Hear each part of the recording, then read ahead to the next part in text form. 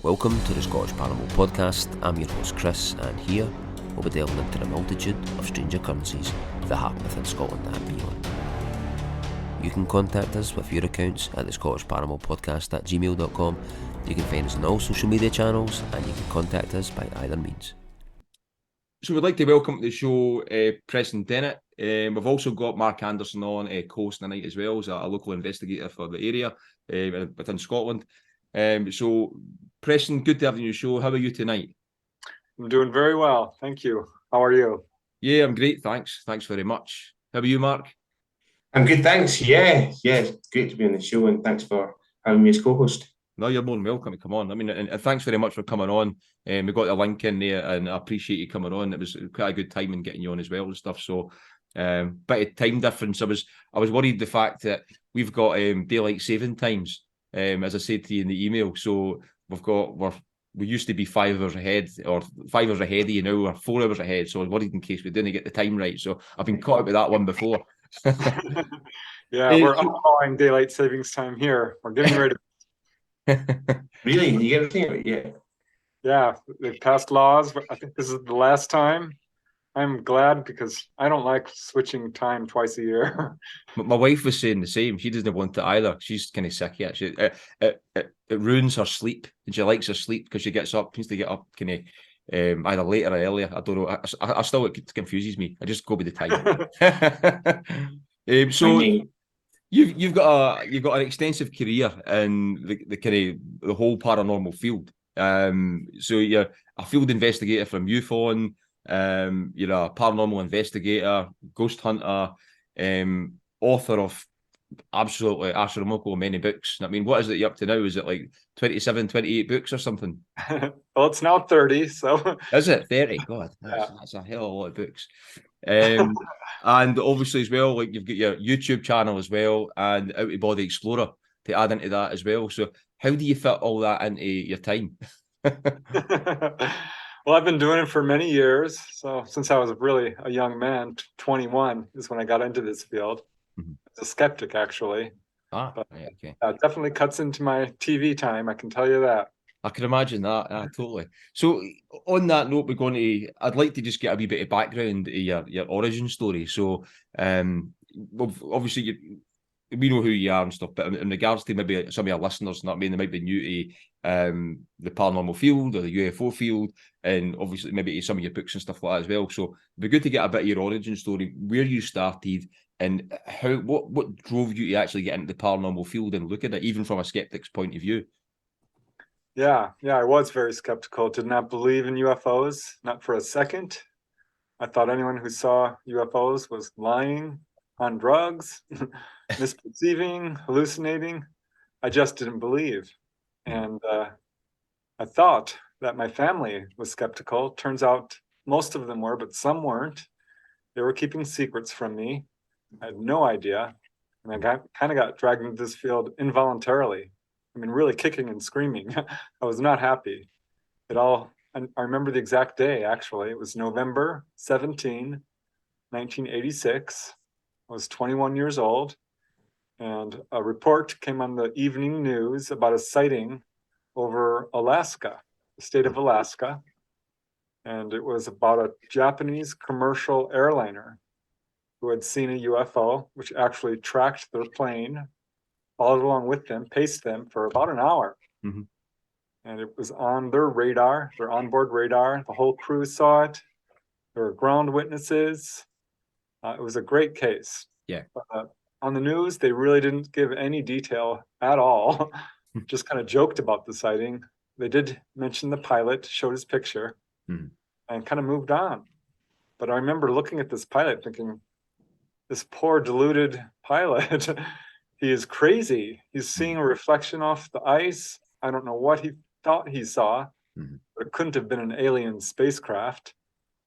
But I thought, you know, he's throwing his career away by reporting this, which turned out to be true. Like, why would he do that? Maybe he did see something. And I remember my older brother, Mark. I have 3 older brothers, an older sister and a younger sister. So a pretty big family. And I remember Mark had come running into the house some 5 years before that, saying he saw a UFO. He was very excited and said it was very low, and he followed it. But I just kind of looked at him and shook my head and said, shut up, I don't believe you. Go away. UFOs aren't real. But after hearing the report on the news, I approached him again. I'm like, Mark, tell me what you saw. And he described an amazing sighting. And just in brief, he was with his 2 friends, Phil and Greg, driving through Southern California, where we lived, at night, and saw this object in the sky. It was very close to them, right at treetop level. And it was a classic saucer, a disc with little lights on it, a dome on top, totally silent. And they chased it in their car for a good 15 minutes. Actually, with other people in other cars, were seeing it too. Yeah, amazing. Yeah, it was like, what? You're kidding me. Like, no, for real, this is what I saw. Go ask Phil, go ask Greg, his friends, which I did. I asked them both. And they said the same thing. So that's how it kind of started for me.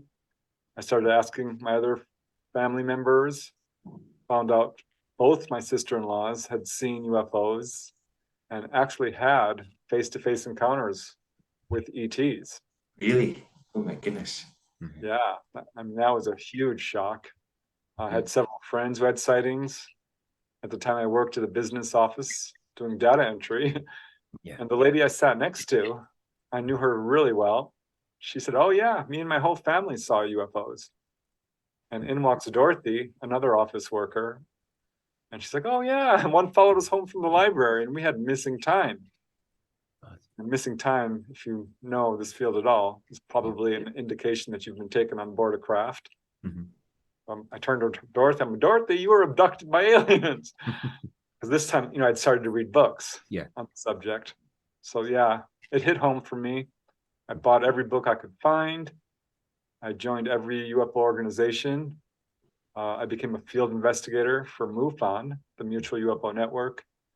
Started attending meetings and conventions. Eventually started writing articles. And before long, I found myself being asked to go on the radio.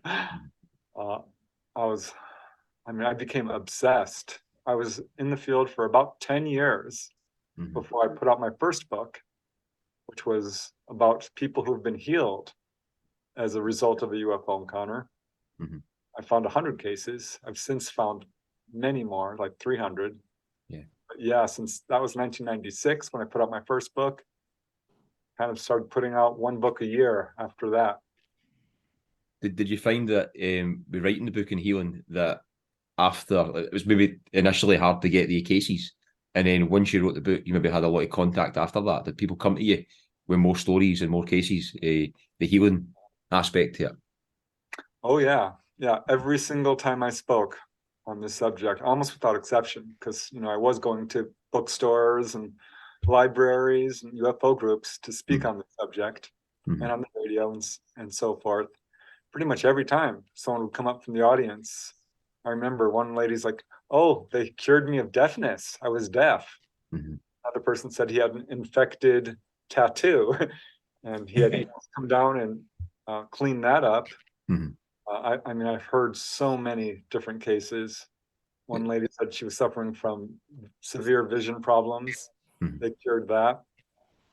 So sorry, Preston. I was going to ask if there's a pattern towards healing, because I've heard that some abductees or contactees will be healed by ET, but others won't. Is there a pattern or a reason behind why some people are being healed, but others aren't?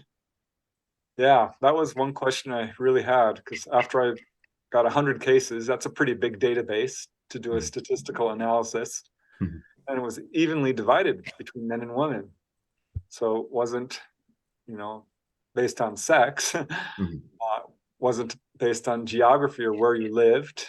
It wasn't age, it wasn't religion or politics or anything I could find. It wasn't blood type, it wasn't your ancestry.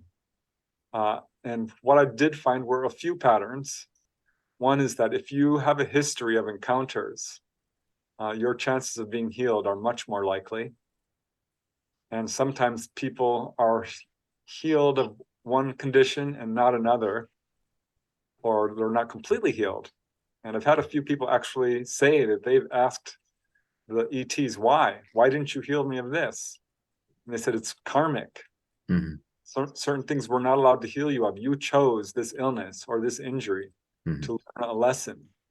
And that's come up in a few cases, which I found interesting, that ETs have a conception of karma. But one pattern I did find among who is being healed was quite startling for me, and was several years into my research.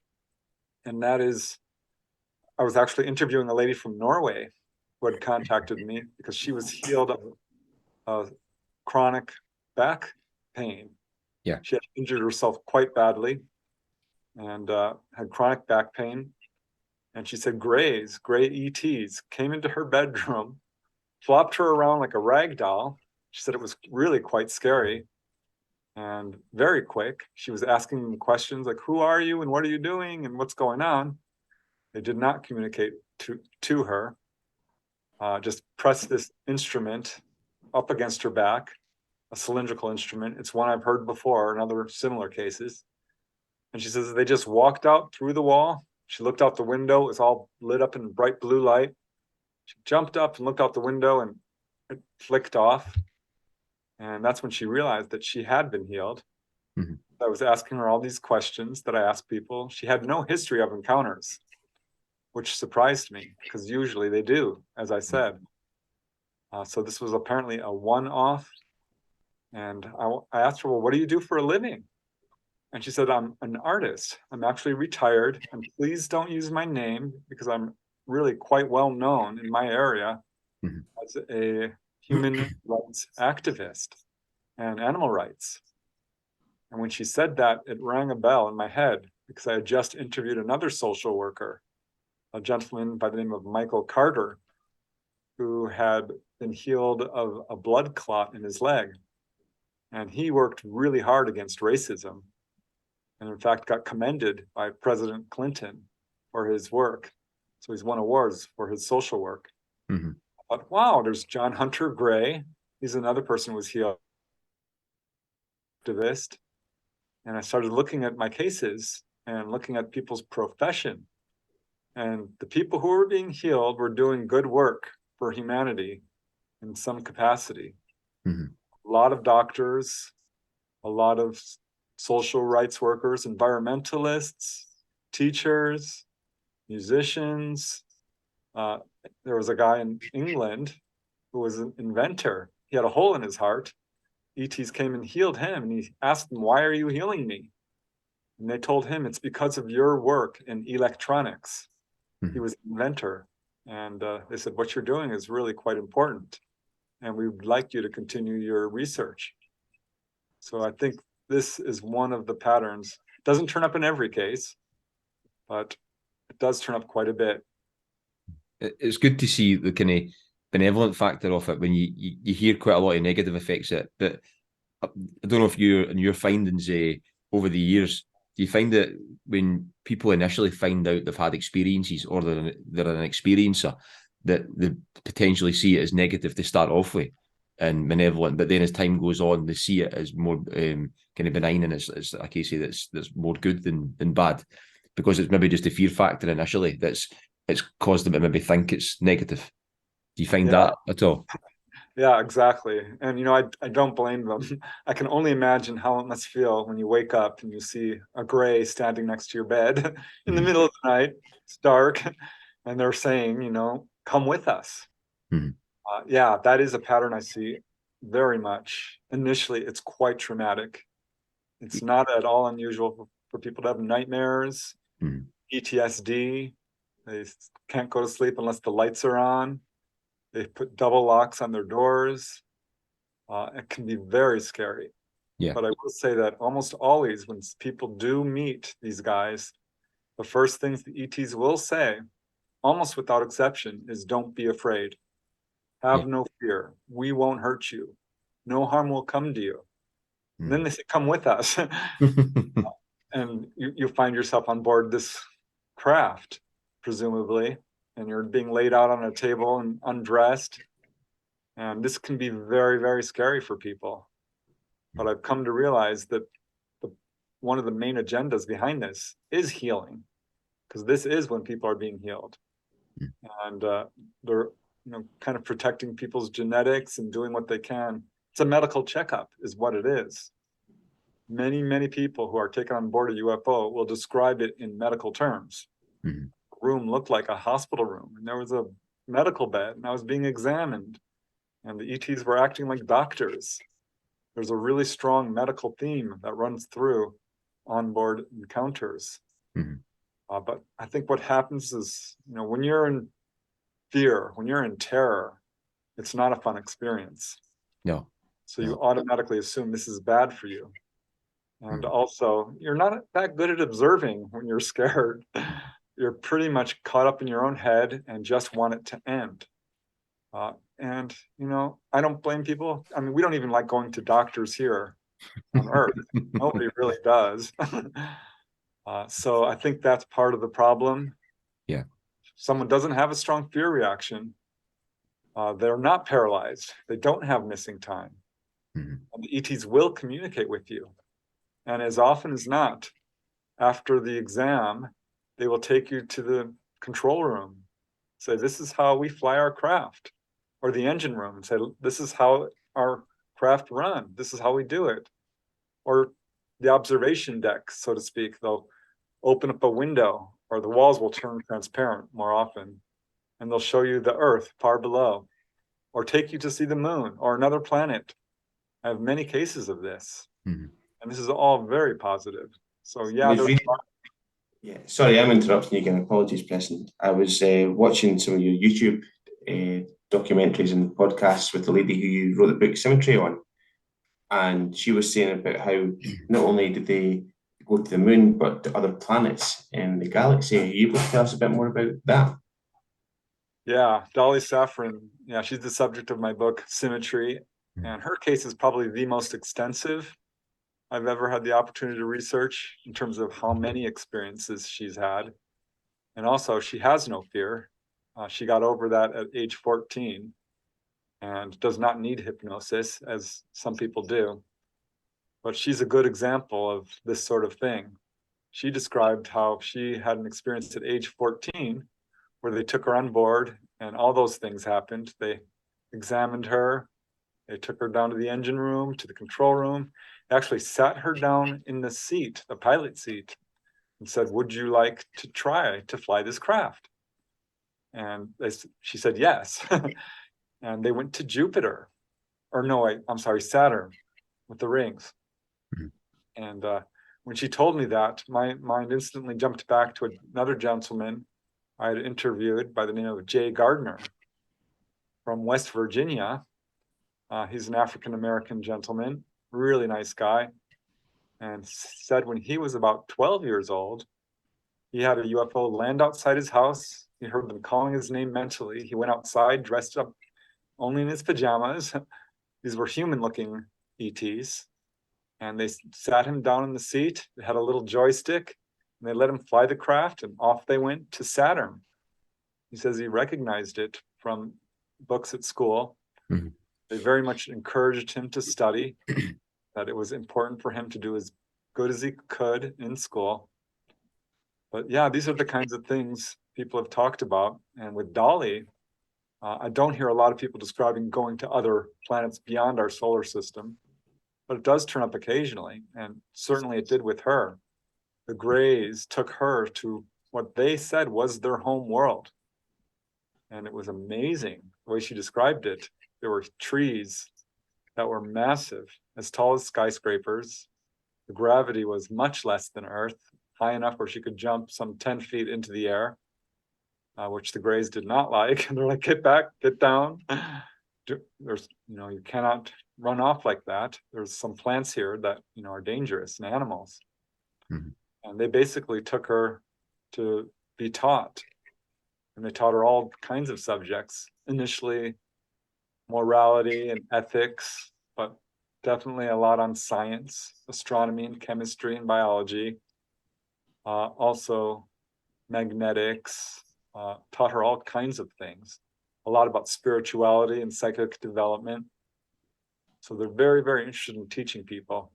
Yeah, Dolly's case is amazing because she was able to answer a lot of the questions I had about this phenomena that other people couldn't quite remember or were unsure about. Do you find that in the research I've done over the years, especially with abduction scenarios and experiencers, do you find that they're more physical or more astral, or a bit of both, or one or the other, if that makes sense? Yeah, I mean, it is a bit of both.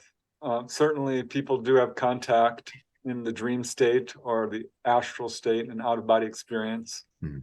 But by and large, this is absolutely 100% a physical phenomenon. Mm-hmm. I say that for good reason. I'm not speculating here, because these things do appear on radar. Yeah. They are being photographed, mm-hmm. leaving landing traces on the ground in the terms of crushed grass or swirled vegetation. Yeah, totally. Yeah, indentations in the ground, burn marks. Mm-hmm. People who are being taken on board are being physically healed.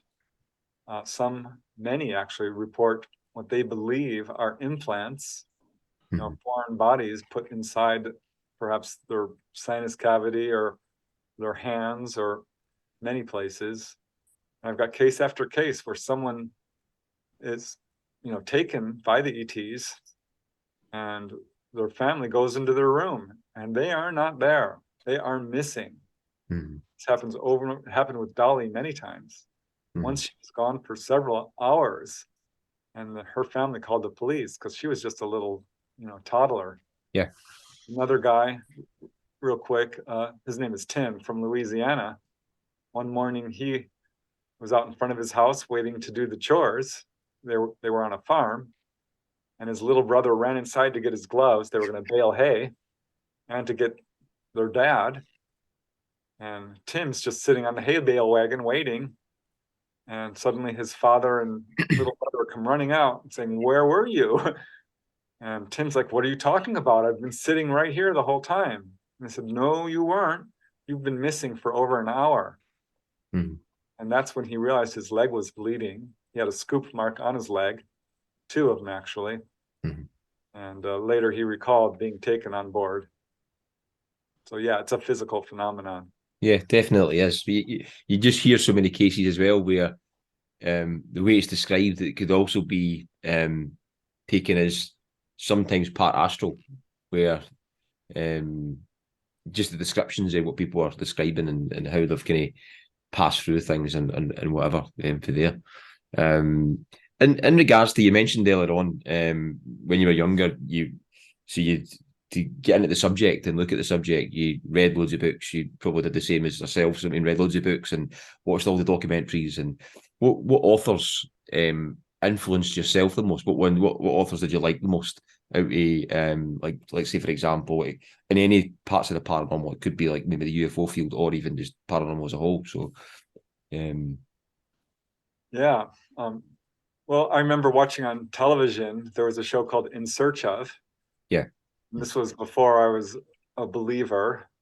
And I thought, they're describing ETs that look very much like us. I don't believe this. It sounded very much like Star Trek to me. Mm-hmm. But when I found out this was real, because I knew my brother wasn't lying and my sister-in-law and my friends.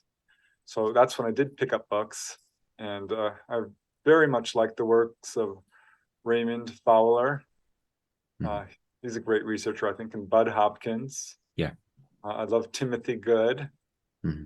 Malcolm Robinson, he's written UFOs over Scotland 1 and 2 and other books. I like his work as well. Yeah. So who else? John Mack. He does good work. There are some writers out there who I'm not a fan of, very fear-based material. Yeah, no, I understand that. Can I ask about your writing career? Because I did a bit of research before I came on, and it seemed that you initially were a sci-fi writer, and there was a story about Topanga Canyon. Are you able to tell us about that? Yeah. I didn't believe in ETs, but I was a huge science fiction fan and kind of always wanted to be a writer, but found it very difficult to do, and I kind of gave it up. So later in life, I did have, I started again and had some real good success with it. But I kind of gave it up because I wrote an article for the local newspaper where I lived, which was Topanga Canyon, the Topanga Canyon Messenger, about some local sightings in the area. And to my shock, they put it on the front page of the newspaper. And I'm like, wow, this is amazing. Maybe instead of writing about fictional aliens, I can write about real ones. Because I started writing for magazines, and they would actually pay me, $100 or $200. And so I started really writing about UFOs. And then in June of 1992, the editor of the Topanga Messenger, Colin Penna was his name, called me up and said that there had been a wave of sightings over Topanga Canyon.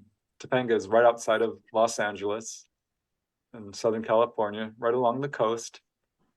And he said people called his newspaper office, people were calling the police, and he actually got a audio tape that was leaked out from the police station of 4 calls that were made to the police, and he played them for me.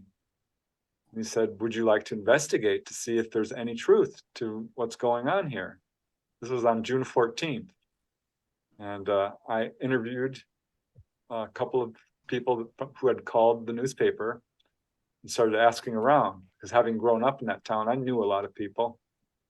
And I was able to locate several other witnesses to UFO activity on that one night, June 14th.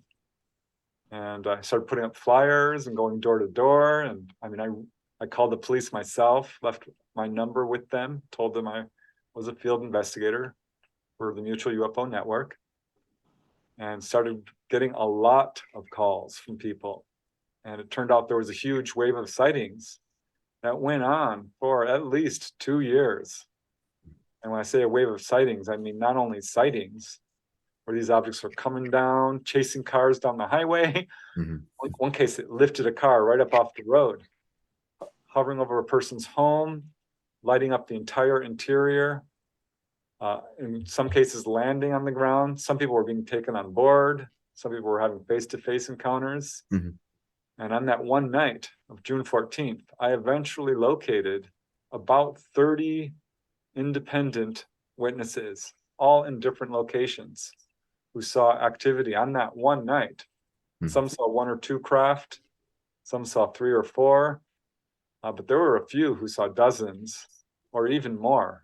One couple who lived very high up on the ridge, overlooked the whole area, said that they saw groups of craft coming up from the ocean area in groups of 10 or 20 over a period of 2 hours. And after like the 3rd time they saw them coming up from below, she started counting them. And she says, I counted 200. 200? 200. And her husband turned to her, because I was interviewing them face to face, right? He's like, honey, I don't know if it was 200. I think it might have been closer to 100. You were counting them. And when he said that, I kind of burst out the laughter because 100, 200, I mean, either way, that's a lot. It's a lot, yeah, definitely. 30 witnesses as well. Like I did a case in our local area. We lived quite close to Edinburgh, And one of Malcolm Robinson's books is actually based on a local hill, about a mile away from where I am. And I was able to get about 6 witnesses, and four of them kind of stopped and didn't want to be named, and they just put up blockers and got disinterested. To have 30, that's incredible. That's an incredible case. Yeah, it's pretty clear to me most people don't want their names attached to this. Most people are not seeking any publicity. They're very much worried about their careers or ridicule factor. It's gotten a lot better. I will say most people now will let me use their names. I always ask. And my first priority is, of course, just to counsel the witness, answer any questions they may have. But if they're willing to do a recorded interview, I, of course, get very excited. And it was just really gratifying in that Topanga Canyon wave to find so many witnesses.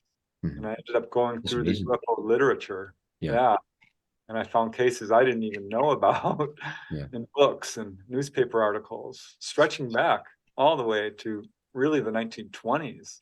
I'm honestly still finding witnesses to that one period of time, that's the mid-90s. That's the thing. You've got it's coming a bit more acceptable, as you say. People are letting their names be told and stuff like that, but it's the stories that people hold on to for years, within a family or things like that, or a colleague or whatever, and then eventually they release them 20 years down the line, 30 years down the line, and things like that, and then it pieces together a lot of other things. There's so much out there. Looking at obviously you've been researching it and right through a good number of years. Is there any time where you kind of felt like withdrawn from it? Because it can become consuming, as you probably know. I mean, it can come really consuming. It can consume your thoughts in regards to like the theories, agendas, and governments and everything else. Is there any time you've ever thought about detracting from it and coming out of it? Yeah, absolutely. It can be a lot. There are layers and layers to this, rabbit holes. It gets increasingly complex. As soon as you think you have some answers, another case comes along and you have to kind of throw all the theories out. I do think we're dealing with extraterrestrials, by the way, in terms of theories. But yeah, sometimes I just need to take a break. But I always get drawn back. It's so interesting. I think it's a very important subject. I know people say, oh, it doesn't affect me, but I think it does, because there is a cover-up. And by all indications, our governments not only know this is real, but have the evidence, the hard evidence, in terms of the actual craft. That's it. So the report's supposed to be out on Halloween. We're still waiting on the report, the UAP report. I'm not going to hold my breath with the government's disclosing or telling the truth. We had that recent congressional hearing here in the US. I thought, yay, they're going to say UFOs are real. They won't call them UFOs, they're calling them UAPs, which is equally ridiculous. I don't know why we don't call them what they are, extraterrestrial craft. And they lied throughout that congressional hearing. Oh, totally. I mean, totally. Yeah, it was very disappointing. Although the congressmen and women were briefed to a certain extent, they could have been briefed a bit more to follow up questions and things that they did ask, and it was just it wasn't really a lot. It wasn't really answered that great, and then it was interesting to see where you have the report supposed to be coming out of Halloween, and now people are thinking it's maybe going to drop on Friday or whatever, or even internally on Friday, and then maybe externally after that. But it was interesting to see the report, and also it was the report going out in the New York Times, the recent article by Julian E. Barnes, the one where it was putting a lot of it down to space clutter and stuff like that. So what in that article, I don't know if you read it or no, but it was mainly they were focusing on the space junk and the larger percentage and no focusing on maybe like the 5 or 10% of the unexplained. And they kind of like tried to poo-poo it and that. But it was interesting to see like Susan Goff came out and actually said, because I think they actually said that the gimbal and the the Tic Tac video stuff could be explained. But I think Susan Goffin then actually went back and said, no, they're not being explained. So he was corrected in that. So somebody's obviously been feeding him some disinformation before that article came out, which I found quite interesting. It came out at an interesting time just before it. So what kind of, in regards to looking at this for that amount of time, you're bound to have, as you kind of mentioned there, where you do form some agenda, some theories and about the agendas or things like that, and then sometimes just fall out the window when something else happens. So what, in regards to like the alien agenda or the interdimensional agenda, what kind of theories have you came up with? What you kind of think could be going on in regards to it? I know it's a massive question. Yeah, I mean, that is the $1 million question. You know, Yeah. why are they here? Where are they from? Mm-hmm. What is their agenda with us? I do think that they are extraterrestrials. A lot of stuff gets put under the UFO umbrella that might not be technically UFOs. Yeah. I do think that there is a wide variety of paranormal phenomena going on. But if you look at the totality of the evidence, in terms of photographs and landing traces and metal fragments and whistleblower accounts from within government, radar return cases, and medical evidence, it's clear to me that the extraterrestrial explanation is by far the one that best explains the evidence. So I do think that's what we're dealing with. I don't think they're demonic. I don't think that it's an interdimensional intelligence that wears different masks. Some researchers have put forth. I don't think they're time travelers from the future, or us, from the future, or anything like that. Not to say that there aren't some things, that could be interdimensional in terms of beings. Yeah. But as far as agenda, I think we've got a really good handle on it as researchers. Certainly what I've found out is pretty much what other researchers are saying. People like John Mack or Barbara Lamb or Edith Fiore, all of them are coming up with pretty much the same scenarios. And what we are seeing is definitely an interest in genetics. They do seem to track families through generations. They are removing genetic material from humans and animals and plants. They're collecting all life forms on our planet. And I think part of that is to create, and I cringe when I think of skeptics hearing this, half alien, half human babies. But I was getting reports like that from the very beginning. I still get them. That is one of the gray agendas. And people have asked, why? What are you doing? And basically, the grays are telling people that they are replenishing their own genetic stock, that they have the same genes we do, that all species are essentially human in terms of genetics, but they've lost the ability to reproduce to the degree that they would like, and they are repairing their genetics, which have been damaged due to space travel and gamma radiation and genetic intervention. So that is absolutely an agenda. Another that's very prominent is when people are taken on board and they are not so scared that they can't communicate. They do get messages, and these messages almost always fall into a couple of categories. Those are usually warnings of some kind, warnings against nuclear proliferation. I would say that's the most common. But they warn people about environmental destruction, the chopping down of forests, the polluting of air. They're very concerned about greed and corruption in our warlike ways. So these are the things they're warning people about. Our use of energy and fossil fuels. This is why they often take people down to their engine room and say, look, here's how we do it. There are other sources of energy. You do not need to burn oil. You're polluting your air. You're facing an existential crisis if you continue down the path you're going down. This is a major agenda. They're trying to wake us up to how we are treating ourselves, each other, and the planet. So that is very prominent. Another one I would say that's very prominent is trying to wake people up to their own psychic abilities. And I hear this all the time. ETs will say something like, "This is our gift to you for working with us." And they will give people psychic abilities, such as the ability to give psychic readings, or do astral travel, or past life recall, or healing. Healing is very prominent. Hands-on healing, Reiki, this sort of thing. Yeah. But it goes right down the line. People who are contactees, as a general rule, are profoundly psychic, often as a result of their experiences. Yeah. Will become mediums and see ghosts.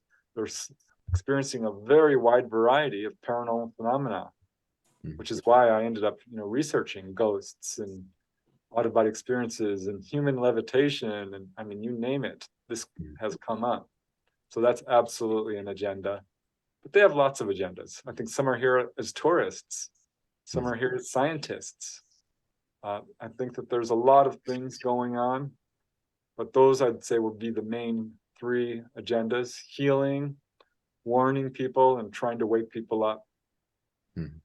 When you see different, sorry, Mark, when you go. I was just going to ask about the different types of beings. That's exactly what I was going to ask as well. Yeah, sorry. Yeah.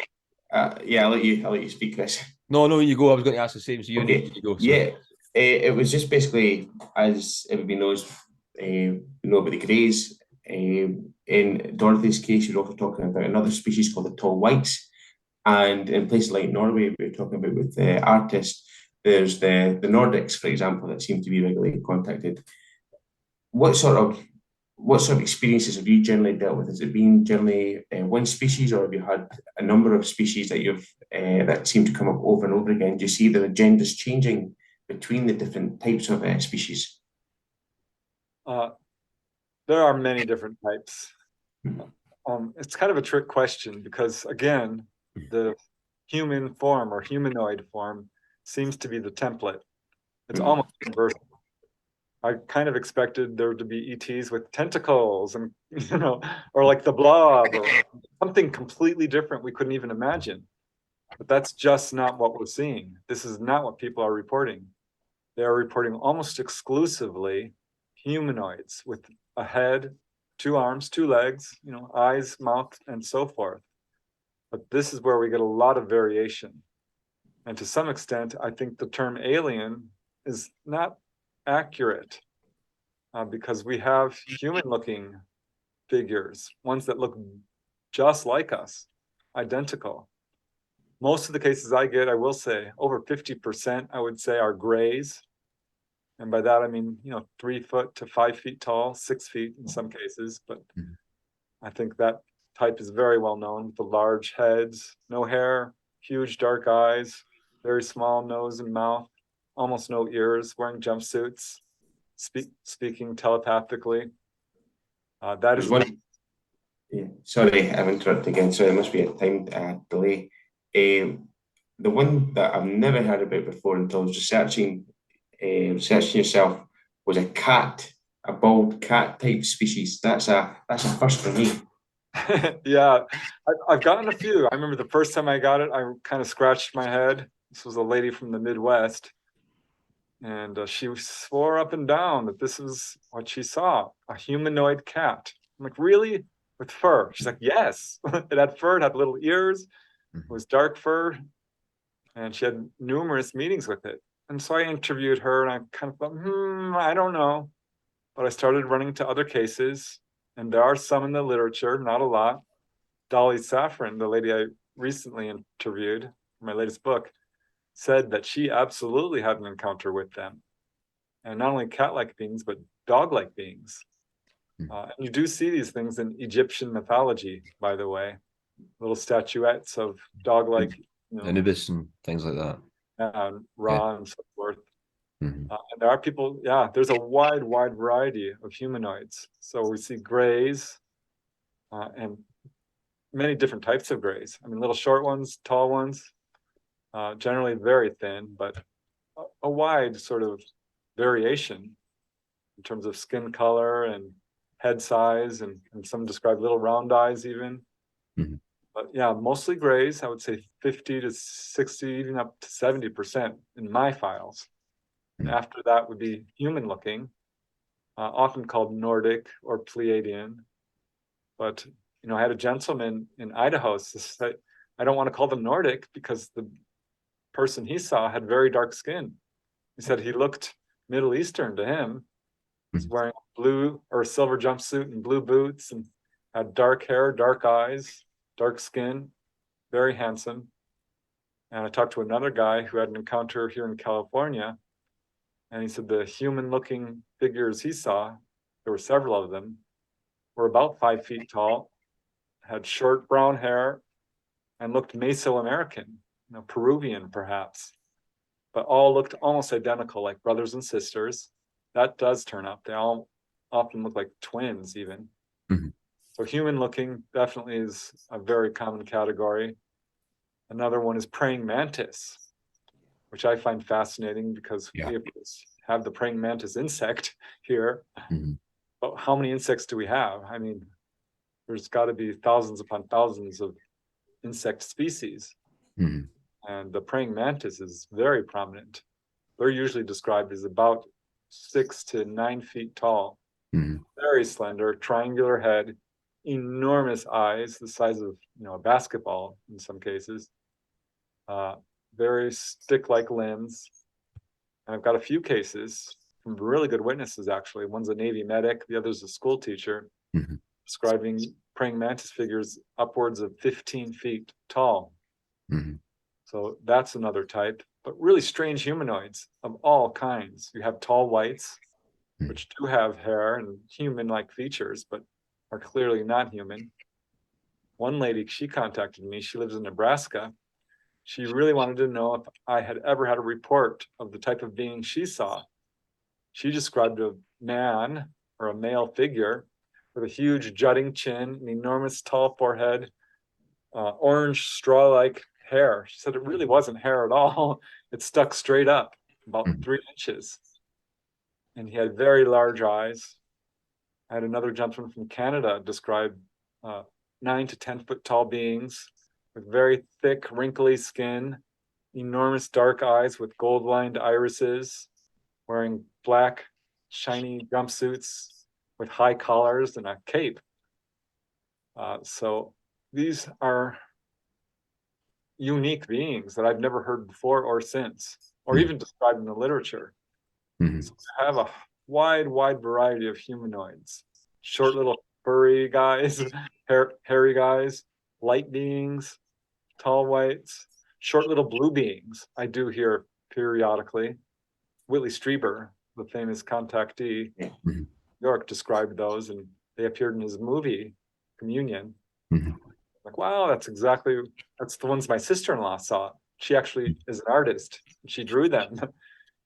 So when anyone ever describes, oh, I think I saw these, short little blue beings, I'm like, what do they look like? And they go through the whole description. I'm like, can I show you this drawing I have from a witness? And I show it to them. They're like, oh, that's exactly what I saw. That's very close.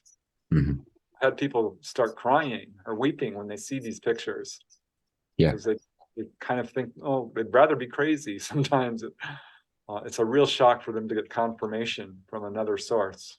Mhm. And just to cap it off, yeah, I think the term alien is a bit misleading. Mhm. Contactees get a message from these guys saying, basically, you are us, we are you, we are one. We all share a common heritage. Mhm. That's what we're seeing. There is sort of a template, a humanoid template, but in effect, we all share the same genetics. And for that matter, there's a number of contactees who have been told that the Greys themselves are essentially human and did look like us at one point, but had genetic damage. Mm. So, yeah, lots of humanoids out there, and we ourselves are probably extraterrestrial, given that there's human-looking beings out there. Yeah. I don't know, that raises some serious questions about our relationship to them, and did we even originate on this planet? Mhm. you mentioned before about some experiences within your family, like your brother, for example, and then the other members of the family. Did you ever have any experiences yourself? Yes, I did. When I first found out this was real, the first thing I did was kind of scour my own past, looking for any clue, because I didn't have any UFO sightings. Mhm. There was an incident when I was a kid, about 10, 12 years old, where I think I may have had missing time, because I did, everyone had lunch without me, and I'm like, where was I? And they're like, I don't know. I'm like, how could you eat lunch without me? How did I miss this? I was really upset because we have 6 kids in our family, and you don't miss a meal because you're hungry, and we weren't exactly rich. But that's really the only thing I can point to as a child.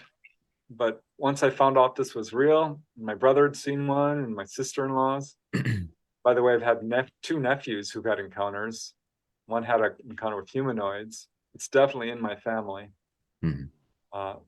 I really wanted to see one myself. So whenever anyone I'd interviewed said I just saw one last night, but can I come over? Do you mind if I sleep out in your backyard? I actually did this. I was really, really wanted to see one. Yeah. It's one thing to read about these in books. It's like, wow, that's amazing. It's even better to hear someone that you love and trust describe an encounter or interview someone face to face. You're that close to actually seeing it. But it wasn't until I actually started seeing it myself that I knew from personal experience, I had own personal knowledge that this was real. And initially it was just kind of anomalous lights. I'm like, I don't know, that could be anything, a shooting star or a satellite. It's pretty clear it wasn't in some cases. I mean, I saw a really bright light and just disappeared, but it wasn't enough. And it wasn't until 1992, late July, that I had gone to my brother Mark's house in Christie, his wife, and stayed up late talking about UFOs and said, I've got to go home. It's getting late. I've got to work tomorrow. And left their house. This is in Woodland Hills in Southern California. It's a very densely populated suburb. I just left their house. I was about 2 minutes away from their house, coming around this very tight hairpin corner at about 3 miles an hour or less. It's a very tight corner. And looking up, I saw something coming down towards my car. And my first thought was it was a bird, but looking up, it was about 200 feet to the right. I saw it wasn't a bird, it was a ball of light, small. And I thought, well, maybe it's a firecracker because it's after the 4th of July. Thought maybe someone's shooting firecrackers, but there was no noise. And it wasn't a firecracker. This thing came down, dropped down, and stopped right in front of my windshield. And it was a small ball of light, about the size of a golf ball, maybe a little bigger. It was yellow and white, pretty bright, but had solid edges. And I swear this thing was looking at me. It was about a foot away. And your first thought is, is this a reflection? Even though it clearly wasn't. So I'm kind of looking at it, and it moves back and forth in front of my windshield 2-3 times, stops again. It's over the hood of my car. I mean, this is close. And I'm holding my steering wheel like, oh my God, what is this thing? And then it kind of moved forward, it dipped down and went straight up, and it was gone. I remember just kind of looking up through the windshield as it darted away, and I completely forgot about it. The whole experience left my mind. It's amazing that, isn't it?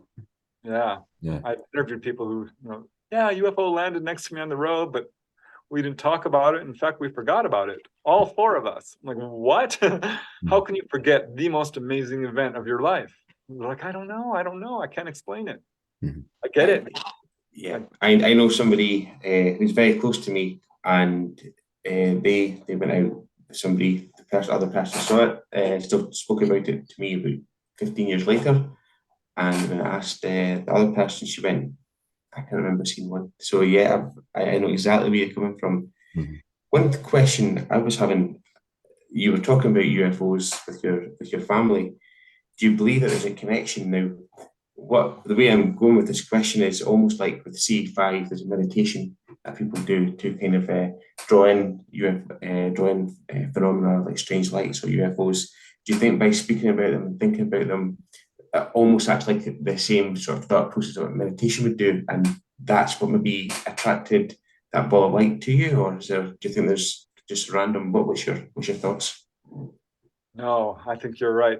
The former, because I started having a lot more sightings. 1992 was a big year for me. I had a series of them. It was quite startling, and I even had a few where they gave me telepathic messages, and it was alarming to me because I'm like, what have I? What's going on here? Am I becoming a contactee myself?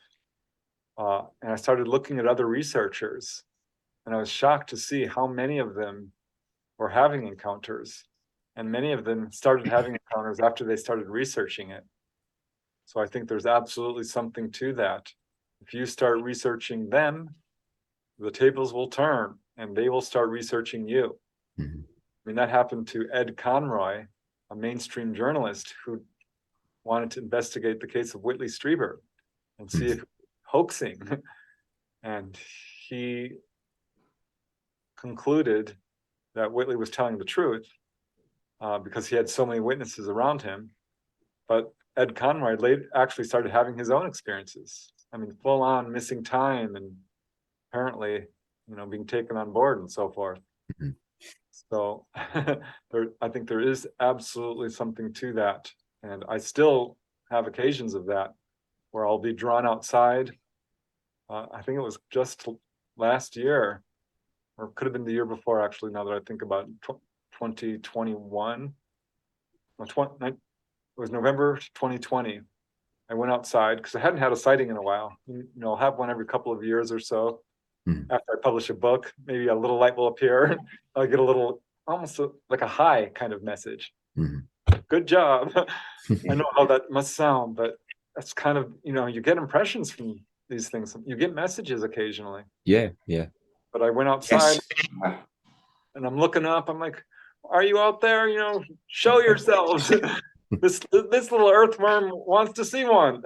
This light flashed really big and bright right where I was looking and winked out. Mm-hmm. I'm like, whoa, okay, maybe they are listening. I think they are, because I did have a guy call me from England once. And he says, are you Preston Dennett? And I said, yes. He says, well, I've had an encounter and I really need to ask you some questions. The Greys came down and told me all these quite frightening things. And I'm like, what did they tell you? He says, well, they warned me about nuclear proliferation and that we're in danger of destroying our planet and all these things, the same messages I hear. He's like, have you ever heard this before? I said, well, yeah, I sure have. This is a very common thing. And so I basically counseled him for a while and we got ready to hang up. He's like, I have one more thing I want to tell you. My encounter occurred this morning. It was with Greys, but they told me that I need to contact you. They said, there's a gentleman by the name of Preston Dennett. We would like you to call him. And when he told me that, I almost did a backflip because that's exactly what Dolly Saffron told me. And I had another witness from Australia tell me that as well. That's one thing that I find really interesting. And sorry, I'm interrupting you. Please forgive me. I don't mean to do it. I find it really interesting about the counselling part because it's not something that a lot of the UFO community talk about, but there are elements not just within the UFO but also the paranormal community where there's trauma, there's upset, there's grief, and there needs to be healing. And I've never heard anybody speak about counselling. I find that really interesting. I know it's maybe not a mainstream topic, but what's your thoughts on that, and how have you found that helping counselling people? Yeah, I think that's my primary goal because for me, finding out UFOs were real was very upsetting. I had been lied to. My own family was keeping secrets from me. Mm-hmm. The government was keeping secrets from me. This wasn't being taught in schools. Finding out that UFOs were real, sounds like good news. I'm like, wow, this is interesting. And yeah, it was. but it was also very upsetting. I felt scandalized. I was not a happy camper. I had to readjust my whole worldview. And I'm still kind of doing that. I think that's one of the reasons I do this research, is, you know, just for my own well-being. I want to know. But I can only imagine how it must feel for people who especially are skeptical and have this happen to them. Yeah. And I've had people call me weeping, absolutely, you know, crying, saying I have to talk to somebody. You know, I haven't told anybody in my family. I've got no history of mental illness. I've got a good job. I don't do drugs. You know, can you please tell me that I'm not crazy? Because this is often what people will think, that they're, you know, schizophrenic or something. And I've had people put into mental institutions. They've told me this. I haven't done it. let me rephrase that. People have told me that they have been put into mental institutions by their family. Yeah. Because they see a UFO. Yeah. Yep. So it's very, very important that people have somebody to talk to, that they have a resource, or a resource, someone to go to. And that has always been my primary goal. One gentleman, he called me and we were doing these interviews. He had seen a reptilian humanoid. I have very few, I forgot to mention those guys, the reptilians. I get very few of those, but he had an encounter, and I asked him to describe it, and he began weeping. And this is a military guy, a Marine, you know, a tough guy. And he started, you know, he's a full-grown man and he's crying. And I'm like, I'm very sorry, you know, you don't have to talk about it if you don't want. He's like, no, I really, really want to. And he pulled himself together and says, I just honestly can't tell you very well, you know, in much detail what this guy looked like, because I was too scared to look at them. He said it was too frightening. I can tell you he had snake-like eyes with vertical slits in his pupils and very much scales on his skin, and that he was about 7 feet tall and twice the width in terms of broad shoulders of a human being. So a very, very large figure. But yeah, some people aren't able to tell me what they saw, because I had a case with 4 witnesses. One guy, Gabe Eldort, he's like, oh man, it was so cool. Came right over our house, it shined down a beam of light. I wanted to jump into that beam. And I interviewed 2 brothers. And one of the brothers says, you know, he wasn't giving me any details. I'm like, well, could you try to describe what you saw? And he says, honestly, I can't. Because when that thing dropped down over the house and shined that beam of light down, I became really frightened and I hid. I hid behind the house. I don't know what it looked like.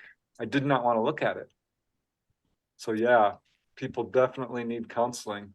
People are having PTSD.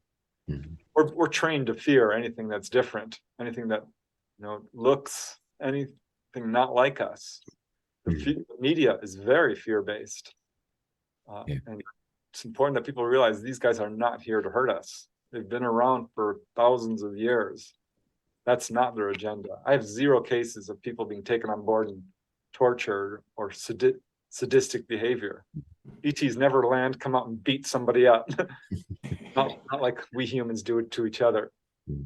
I think initially, as I said earlier on, where maybe people start to remember an experience and it comes back, and maybe initially they'll have a terrifying encounter or they'll have the fear factor then, but then it goes on and they see it's no negative as time goes on.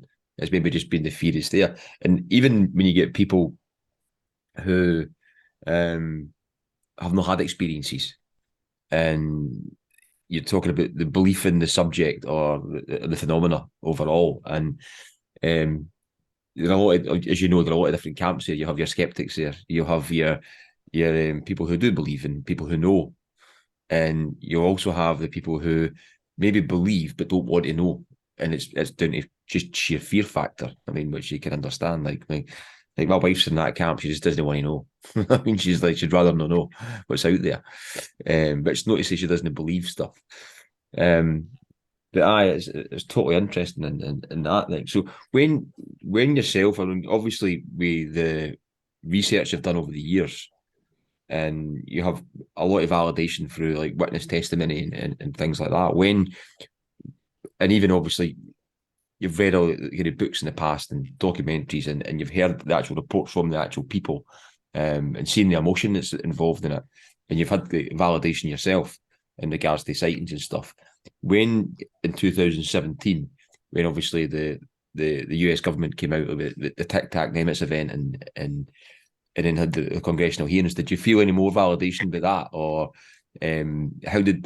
what did that make you feel after that? I mean, was it an extra bit of validation coming for that, or was it just, well, they're just letting it out now, or what was your kind of feelings on that aspect there? Yeah, I mean, I had mixed feelings, honestly. On some level, I thought it was too little, too late. Like, thanks so much, but where were you for the past 80 years? You know, when you were lying about this, we've known that the governments know that this is real. I mean, this is demonstrable. Yeah. Got documents released through the Freedom of Information Act that prove every intelligence agency in the US, and this is true for other countries, absolutely very interested in the subject and devoting an enormous amount of time, money, and effort to studying it, while at the same time saying, if you think you saw a UFO, you're an idiot. You're a liar. You are on drugs. Yeah. Hoaxes, hallucinations, and misperceptions. That was what they told people who thought they saw UFOs. Yeah. Project Blue Book concluded this. And they said there's absolutely nothing to this. The Condon Committee, the Robertson panel. So now, all these decades go by and they come out and say, oh, guess what? You were right. We were wrong. That was both, encouraging and infuriating. Yeah.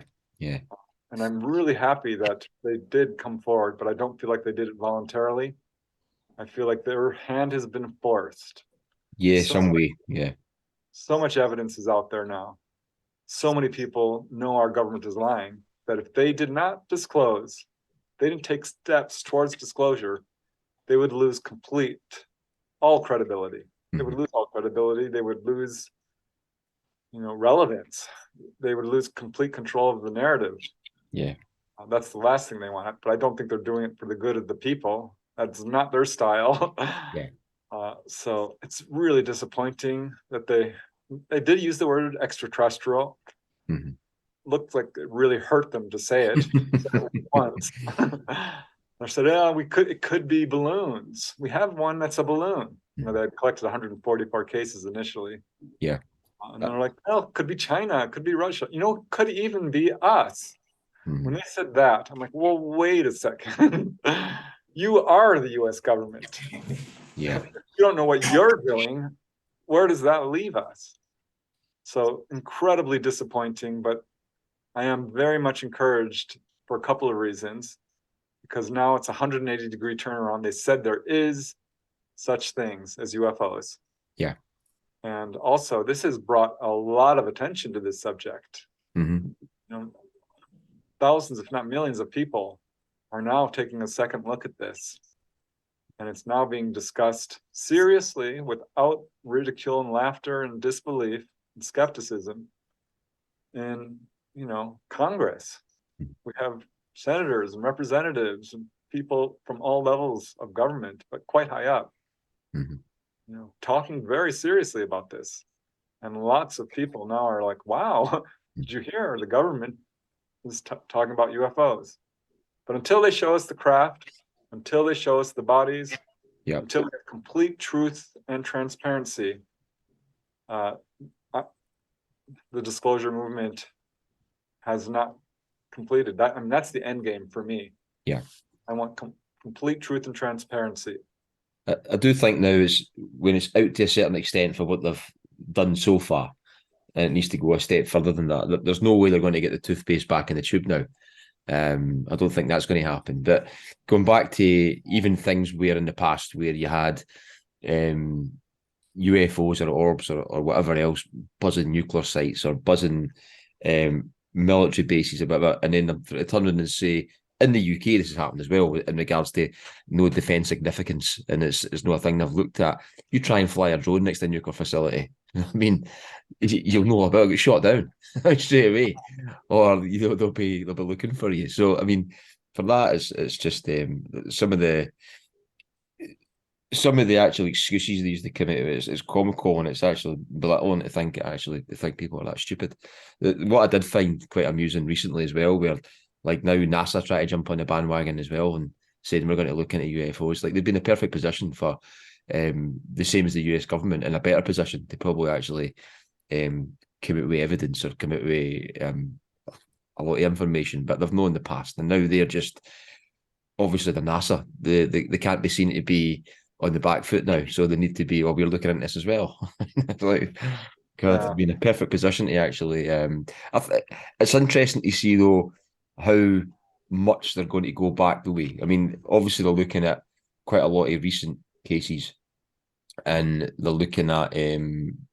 I know, like the 144 cases were quite recent cases. They're no historical cases, but then we've still got that to look at. I mean, you're still going to look at actually the historical cases, and then obviously the program that's been running behind the scenes when you oversight and stuff like that. So all that stuff, if that ever kind of comes out, I mean, it'll be quite interesting to see what comes through there. And that as well. So within the going back to the experiencer aspect, it because I do find that, and you'll probably, I'd probably expect you would find with the books that I've seen you've written, you've got a number of books and a series of books on, obviously, like Not From Here. I mean, the series of that, and also the other ones, undersea UFO, loads of books on UFOs. I mean, a lot of it's quite experiencer based as well, like quite a lot of accounts and stuff. So within that, do you obviously hear the stories where, as you mentioned in the discussion, where maybe nuclear issues in the future or destroying the planet and climatic change and things like that. But there's also talk you hear within the experiencer field that some type of event is going to happen in the future, or some type of ascension, or some type of awakening, or maybe potentially maybe a negative event where people need to awaken, or something's going to happen. Have you came across anything like that within your accounts and research? To some extent, not in any really definable way. I think what I do here in terms of future events is ETs are warning people again that we are facing a possible existential crisis. So perhaps great periods of social unrest or collapse of society, or massive natural disasters. So we do hear accounts of people being told that there's a possibility of solar flares, CMEs, coronal mass ejections, magnetic tilts, shifts, and tidal waves and earthquakes. One gentleman who was a Navy medic, I mentioned briefly that he had seen 15-foot tall praying mantis beings.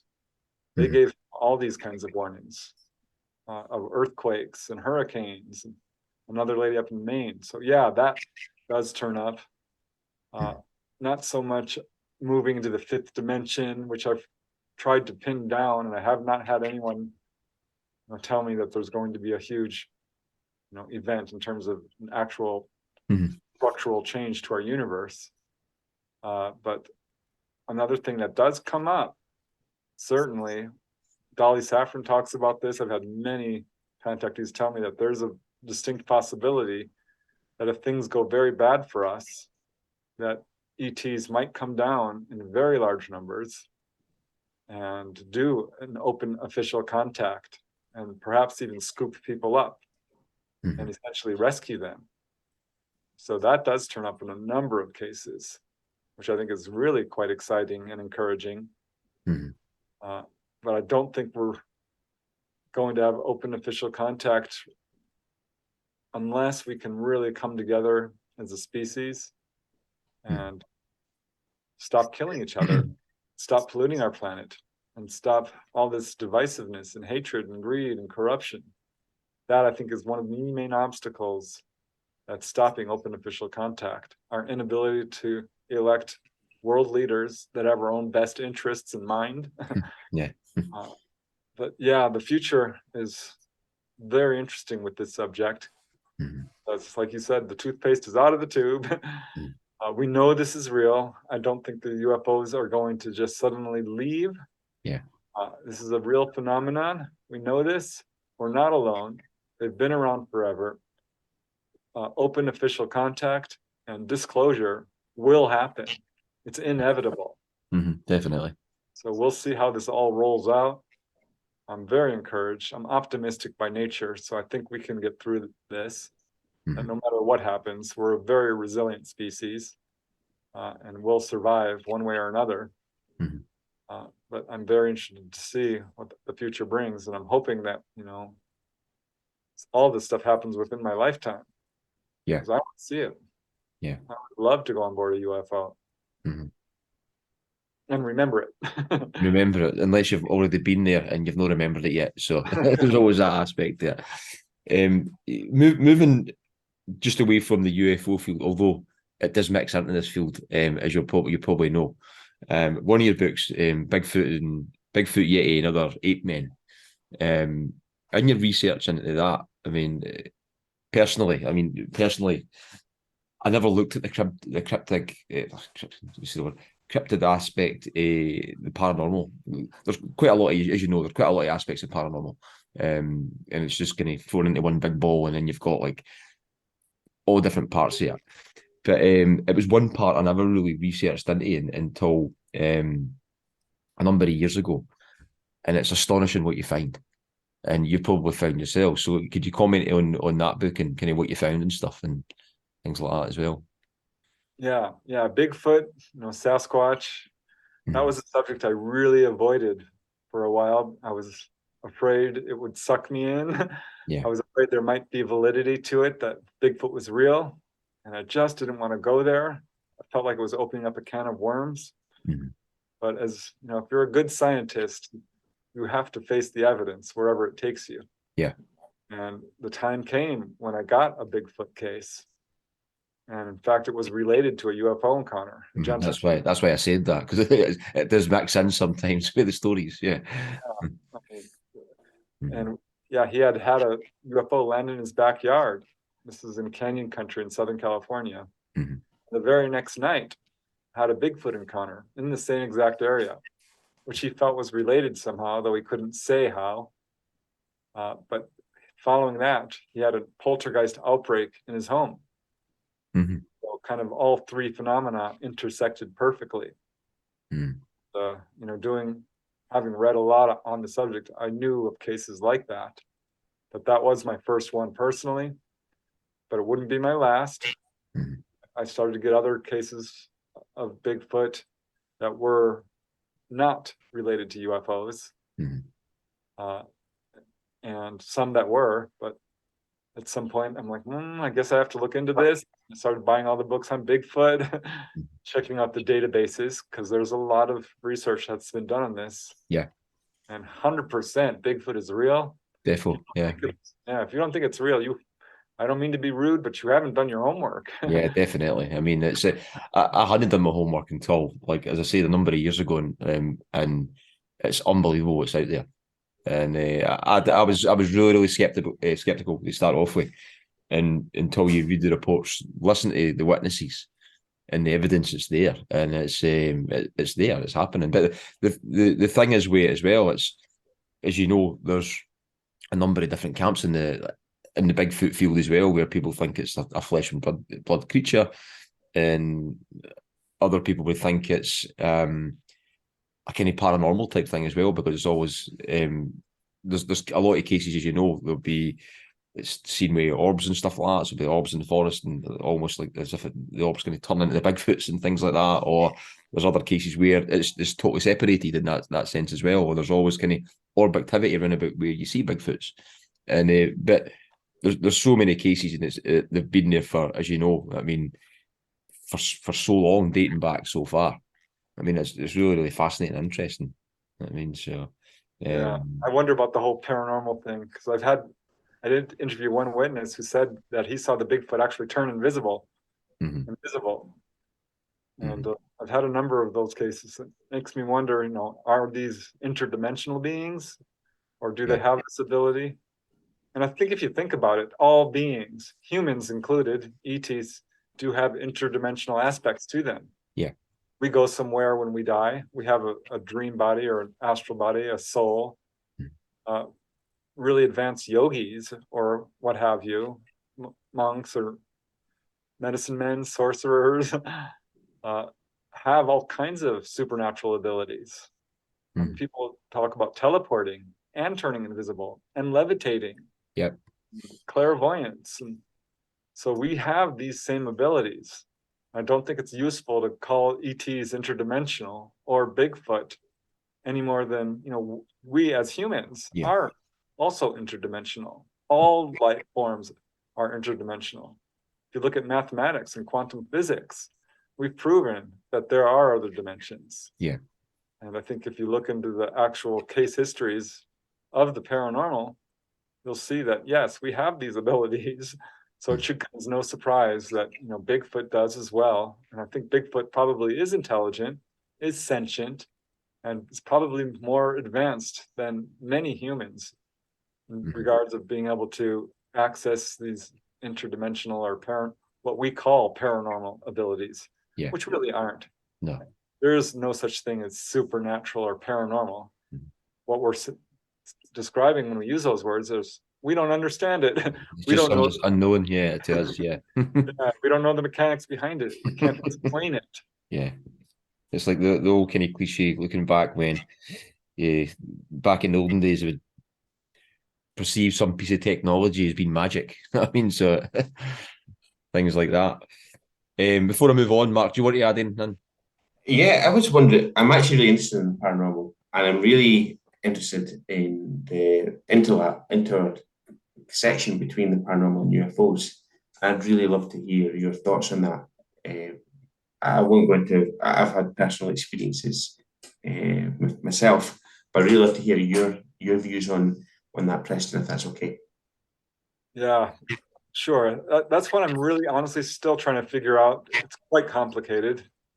I did have one case of a ghostly haunting, which might even be best described as a demonic haunting for that matter, in which two girls were living in a haunted apartment and were having terrible experiences with, apparitions and knocking noises and cold spots and weird smells, and right down the line, all the paranormal phenomena you associate with poltergeists, even to the point where they had these dark apparitions attack them, move inside them and paralyze them and almost possess them.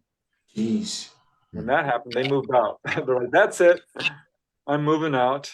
And, I interviewed both of them. I interviewed their friends who come over and have experiences. I interviewed their neighbor. She's like, oh, yeah. I'm like, I'd like to talk to the apartment manager.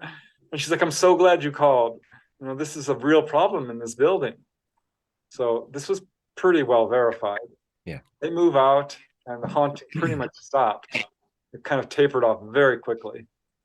But it was about 2 weeks, a week after they had moved out of this haunted apartment that suddenly they heard this very loud buzzing noise. It filled the whole apartment. They thought, oh no, something's back again, because it would always manifest in weird, different ways. Yeah. And they ran out into their balcony, and there was a huge U-shaped craft, sort of V-shaped, with little lights all over it. It was a UFO right over their apartment building. They felt it was looking at them. They felt 100% this was connected to their recent paranormal activity. Mm-hmm. And that was my first case. I thought, what is going on here? Because I started to get more cases like that gentleman in Canyon Country who had a poltergeist outbreak. Yeah. So there is a connection. And what Sorry. what I found is contactees in general do experience a wide variety of paranormal events. Mm-hmm. So I think what's happening here is when someone is having contact, it wakes them up psychically, and they suddenly find themselves overwhelmed, neck deep in paranormal phenomena. So you're taken on board a UFO and you're put back, and your bioelectric field is magnified, and you're affecting electromagnetic equipment, and you're drawing ghosts to you. I think ghosts see, people who have mediumistic abilities and are drawn to them. So suddenly contactees are reporting seeing shadow people and they'll have dreams which come true. This happens quite often. And so I think it kind of goes both ways too. I think if you are suddenly have a psychic awakening and you're having a lot of paranormal activity, this can draw the UFO to you as well. So I think it goes both ways, and that's my main theory right now, is that there is a connection, but it's the person. It's not the objects themselves. It's not a phenomena that wears different masks. I think when someone has a near-death experience, that's exactly what's happening. Or an out-of-body experience, or a Bigfoot, or a ghost sighting, or what have you. I think it's a mistake to put this all under one umbrella and say this is the same thing, because it's not. I don't see any indication that these are exactly the same thing at all, because many people will have a Bigfoot sighting and there's no UFO. There are mediums who have never had a UFO encounter, but there's absolutely a connection here. And I think it's a mistake to ignore these accounts. A lot of researchers are nuts and bolts researchers. I know for a fact that some major researchers have thrown away evidence like this. And that's not going to solve any mysteries if you don't look at all the evidence. So I don't know exactly what's going on here. That's my theory. That's the thing. You get sorry, Mark. You go. No, just to say that one theory that is, I don't know if it's in the US, but in the UK, like Stonehenge, there's many hundreds, if not thousands, of smaller stone circles or standing stones, and wherever you are, you're only a few miles away from them. And there's a theory by something called ley lines, which are basically energy lines that intersect throughout the country. And some believe that there's an increased activity of UFOs, paranormal, all types of paranormal activity around these ley lines. And that's certainly something that I've found interesting, but I don't know if you've ever run across any theories like that. There's maybe earth energy or some sort of energy within the ground themselves that may increase the likelihood of people seeing things at these specific spots. Yeah, I absolutely have run across that. And it's very interesting because, Topanga Canyon, where that big wave of sighting was, has had some religious miracles, a lot of ghost activity, some cryptozoology creatures, all in this one area. And I started looking at other areas because there's a series of books by a researcher by the name of Christopher O'Brien, who wrote The Mysterious Valley and Beyond the Valley. The San Luis Valley in Colorado also has all these features, an enormous number of UFO sightings, all kinds of weird cryptozoological creatures, some which are unique to that area, but a wide variety of paranormal events. And we certainly see that in Sedona, Arizona, which people have described as having a vortex of electromagnetic energy. I think these are areas on the planet which probably have magnetic field lines coming down to them, or magnetic anomalies in some way that perhaps do allow UFOs to appear in large numbers, or perhaps give a little boost to a ghost's ability to manifest. Or I don't know, this is very hard to wrap your head around. Are the veils between the worlds thinner there? Something is going on, because certain areas absolutely across the planet are more prone to UFO and paranormal activity, but I'm not exactly sure why. I find that interesting with the kind of is with that, obviously, like what so-called window areas. You maybe have a vortex or whatever it is. And like places like Sedona or Skinwalker Ranch, for example, Skinwalker Ranch being one of the well-known ones, right? But when you look at Skinwalker Ranch for what they did in the past, and even what they're doing now in the TV show, and you get the whole kind of scenario where poking the hornet's nest, where to dig on the ranch, it maybe create a bit of activity, for example, maybe see like a UAP sighting, UFO sighting, maybe a cryptid or whatever else. But it's interesting. We've got these areas everywhere, well, I think anyway, and you never know when they might be digging up a motorway somewhere or a road somewhere, and that creates a flap in that area because it's maybe gone through some of these areas. And it's always kind of think of that with especially when we stay here, because we had that flap in between like the late 80s and 90s, which like Malcolm Robinson and Ron Halliday wrote extensively about, where we had like hundreds of sightings of UFOs. Like, it's from me and Mark, it's like a stone's throw. It's not too far from here. Even in this area, we've had getting multiple reports over the years and stuff. And the kind of some of the kind of common factors is like some of these type of areas. I mean, where you've got like burial mounds and you've got ley lines and things like that. I mean, but it's always a kind of food for thought where you think, well, kind of what's caused? Has there something existentially that's caused that flap, that UFO flap? Has it been something like that where maybe, as I said, a new motorway getting dug up through an area it's caused something or whatever else? Can you imagine if it happened in Skinwalker Ranch? So moving on for that, and I'll wrap up after kind of the last subject, and I'll keep you too long. And we're kind of running on a wee bit here. But one of your books, Out of Body Exploring, could you talk a wee bit about that? And have you had any?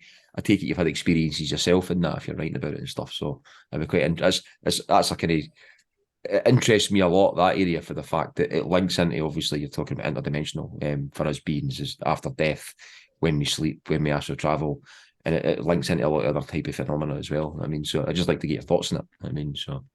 Yeah, I absolutely love talking about OBEs, out-of-body experiences. Astral projection goes by different names. Mm-hmm. My mom passed away when I was quite young, 19, and I saw her spirit and thought I was hallucinating. I did not believe in ghosts, but I started having dreams about her where she would come to my room after she'd passed away and she'd say, I'm fine. I'm like, I am going crazy because I'm pretty sure this is her. You can kind of just tell by the quality of her presence. But I was not convinced there was life after death. So I couldn't reconcile this. I started buying books on dreams and lucid dreaming, which led to discovering the books by Robert Monroe, who's very an accomplished astral traveler.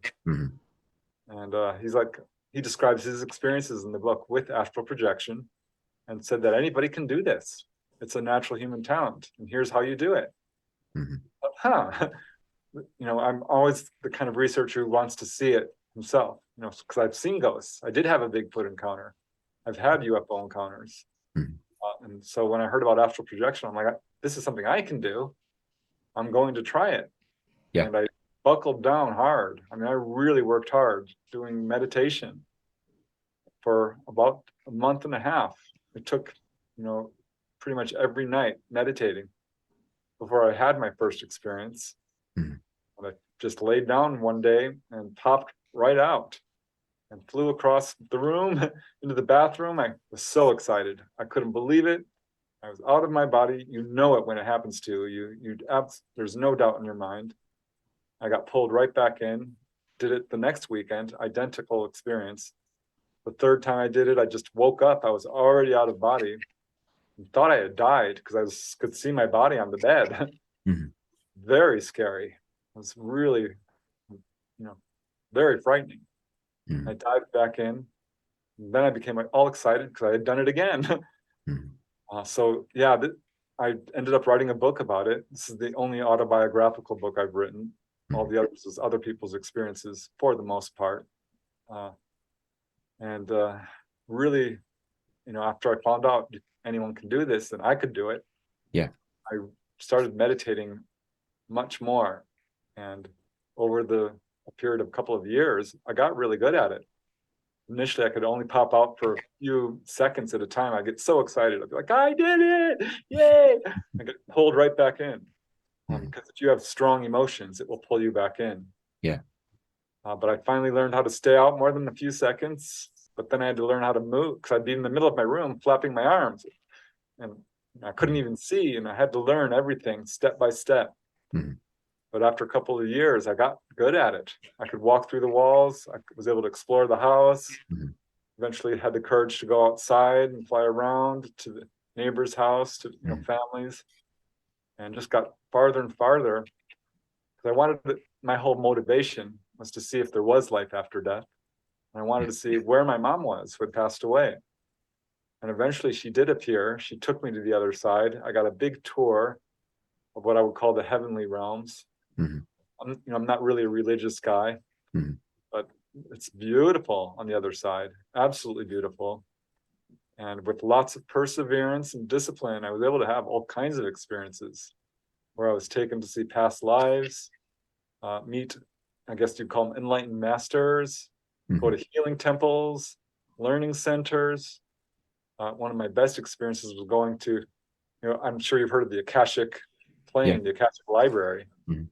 People describe this in their out-of-body books. And I thought, well, if they can do it, why not me?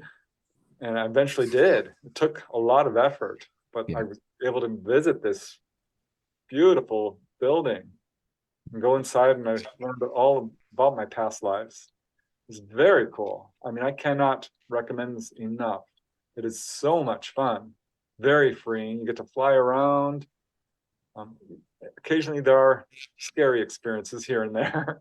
It's a little disconcerting the first few times for sure, but it's actually easy to do.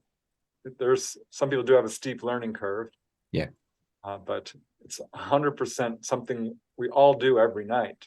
The trick is really just remembering it. And when you're out of body, the things you can do is so amazing. Do you find your technique, is it always at night do you do it, or do you ever do it like during the day as well when you're like in a more kind of awake state? I know obviously you're awake when you do it because you need to try and keep your body awake, but do you find it easier when you're resting at night rather than it would be maybe during the day, Yes. when you're like totally alert and awake? Yeah. Yeah, most of my experience, especially in the beginning, would be on weekends because, as a young man when I was doing this, and I'm still have experiences. Yeah. It's much easier now. I can't really do it at will, but yeah, it would almost always be on weekends when I could sleep late. I learned that's a real benefit if you can add an extra hour to sleep and just lie there in bed.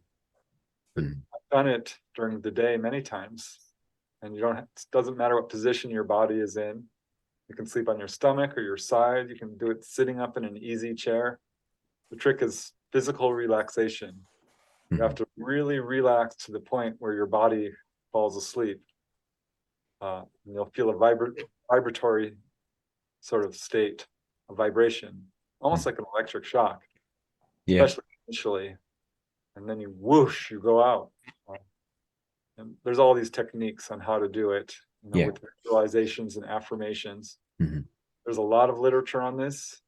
My own book, I really concentrated on taking people through step by step, because a lot of books like, oh, it's just easy. It's easy. All you do is relax and boom, you're out.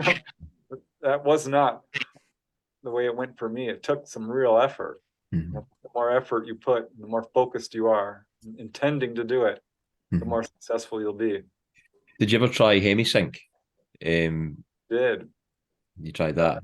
Did that work for you more, or was it more like your own technique, or when you did it? Yeah, I tried it. I didn't like it. It felt like it was forcing it. Yeah. Because I would hear the dissonant tones. I would create the sort of vibrational feeling that you do feel. Yeah. I think it probably does work for people, but personally, I didn't do it. I tried it once, and it made me feel uncomfortable. Because I felt like it was forcing it, and I wanted to develop this naturally through my own, willpower. And that I would recommend that for people, actually, because you don't want to have props to be able to do this. You don't need props. I can remember when I was 18, the first book I bought in Astral Traveling was when I was 18, going back in the day, and did they focus enough on it, and did they try it enough and stuff, and then it kind of progressed through there. But I mean, I've in the last wee while, I've went through the whole all the Robert Monroe books a few times. Really, really great books. And I've just came across obviously your own one, so I'll get that as well to have a read at it. But I did find it interesting too. Robert Monroe has as you know, a section in his first book where he describes how to do it as well, which is it's quite simplified the way he's got it in there, and it's quite understandable. But then obviously they've got the hemisync and stuff like that as well. You know what I mean? So I'd recently purchased the Gateway Process, which I've just started listening to. I actually there's a few other ones as well out there. There's Sacred Acoustics, which it's another type of binaural beats and stuff like that as well. It works in the same kind of principle, that as well. But I find the subject absolutely fascinating. You know what I mean? So maybe we'll see you sometime once I actually be able to do it and be successful. I taught workshops on how to do this. Yeah. And I taught family members, friends how to do it. Mm. Because after it happens to you, you're like, oh my God, everyone has to know this. You have to try this. Because the benefits are unbelievable. I mean, I've got 20, 30 cases of people who are physically healed. It removes the fear of death. You get to visit deceased loved ones, including pets. Everyone I've ever had who passed away, I get to see them at some point, often, right away. I cannot recommend it enough. And it's far, people think, oh, I can't do it, or it sounds scary. And those are the main obstacles: fear and skepticism, I think, and laziness, for that matter. Yeah, it's definitely, for me, it was down to laziness. But spend an hour each day. Yeah. Just focusing on it. That's the trick. Honest to God, it's just really intending to do it. The interesting thing was when I was 18, and I've told this story before in regards to I used to get sleep paralysis, and I thought it was I was kind of set on the area where I stayed. It was like an interesting area where I stayed, and I all had sleep paralysis in two houses, but I had it for over the space of 2 years, quite intensely, like every week, every 2 weeks, and it was there all the time. But it actually, in that property I stayed where it started, that's where I started to try to astral travel. That's where I started it, and it was after that. I had sleep paralysis like constantly for like it would, and I don't know. I chalked up to a lot of some experiences. There wasn't a lot of visual experiences during the sleep paralysis until the very, very end. After like the year and a half to 2 years, but it was interesting. It was just I was trying to. One of the things that came to me recently, it was a funny thing. So I used to think, was it because of that property where I had sleep paralysis, or was it something to do with that area? And I used to maybe chalk it up to that, and it was quite an interesting. So it would happen quite a lot. And something came to me. It was a funny thing, a funny comment my friend had made. And I was sharing the house with my friend, and he'd made a comment like about astral traveling. So I'd bought the book, and I was trying to do it, and I was reading it, and I was 18 at the time, or like 18 or 19. And I can mind him saying funny, he says, well, if you're going to travel, if you want to astral travel, just stay at my room. And that thought came to me, and I was like, that's where it started. That's where I started reading it, and that's when I started getting sleep paralysis. So I don't know what's connected or not. Might have not. Listen, I think it is. Do you want to add in now? Sorry, what did you say there? Yeah, it's definitely connected to sleep paralysis. That's a sign that you're doing it. Yeah, but just not remembering it. Yeah.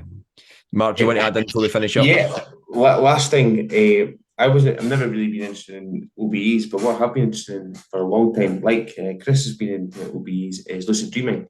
And when I was 18, I was really interested in Stephen LeBerk, who was doing a lot of research into lucid dreaming. And I was just wondering about your thoughts. What's your adventures through lucid dreaming? Have they been intense, or do you still do it? Oh yeah. Stephen LeBerge is who really helped me a lot. He and Robert Monroe, I really owe a lot. I have a huge gratitude towards them. Lucid dreaming is essentially the same thing as an out-of-body experience. I do think you're out of body when you're lucid dreaming. The only real difference is you are hallucinating. You are creating your environment around you. And what's amazing is when you're out of body in the lucid dream state, you can have any adventure you want. It's also called the emotional body, the desire body, the astral body is. And you'll know that when you go out of body, because you will feel emotions very strongly. For some, it's fear or excitement, for me, but also, gluttony. I would become extremely hungry and create feasts of food.